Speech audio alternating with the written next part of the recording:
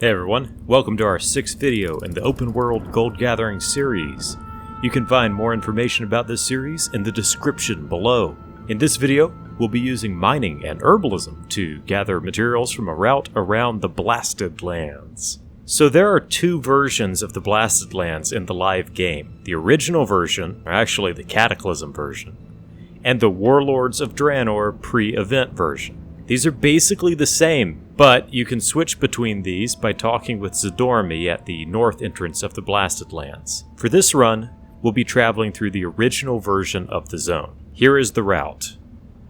The materials we'll be getting on this route are dense stone, thorium ore, dream foil, mountain silver sage, true silver ore, Grom's blood, golden sansum, and random gems from mining nodes. The gold per hour of running this route is 4,279. The average sale rate of the items we have gathered is 0.29, so the Blasted Lands can generate about 1,241 gold each day for each hour you farm. Is this worth it? No, unless you can demand significantly higher prices for these materials.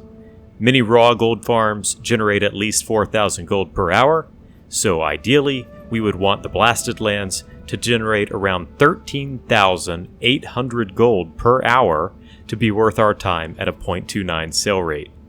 That would require a 222% increase in price for the gathered items, which is considerable. However, there is a major special factor in this zone that we could consider, even though it's random. The rare enemies you will almost certainly stumble across on this route, as there are many rares, and they're all really easy to find, drop Flawless Dranathist Sphere, and other enemies drop Imperfect Dranathist Fragment.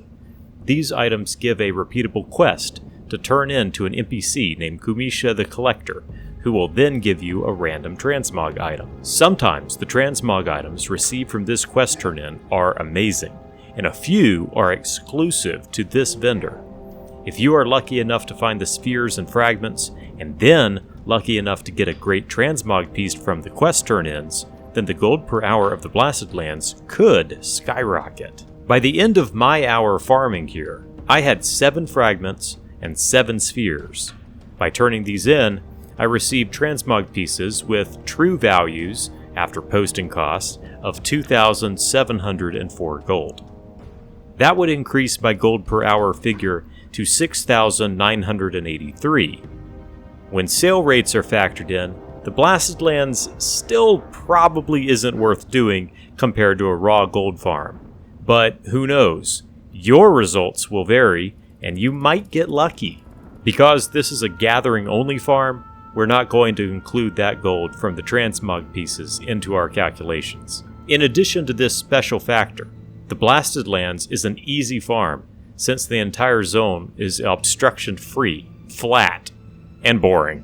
Here are a few special notes about the zone. There are several ogre mounds, a cave full of naga, and a mine near Netherguard Keep. Depending on your movement speed, these caves may or may not be worth delving into. I definitely would skip the Naga cave and the mine, which are just way too big, and the nodes are spaced way too far apart to be worthwhile in most circumstances, unless you are fortunate enough to have the nodes spawn near the entrance to the caves. Now let's see our rankings of the best and worst zones on a gold per day, or gold per post, so far. The best zone, with the highest gold per post, is still the Swamp of Sorrows at 2,447 gold. And Red Ridge is still the worst zone, with the lowest gold per post at just 941 gold.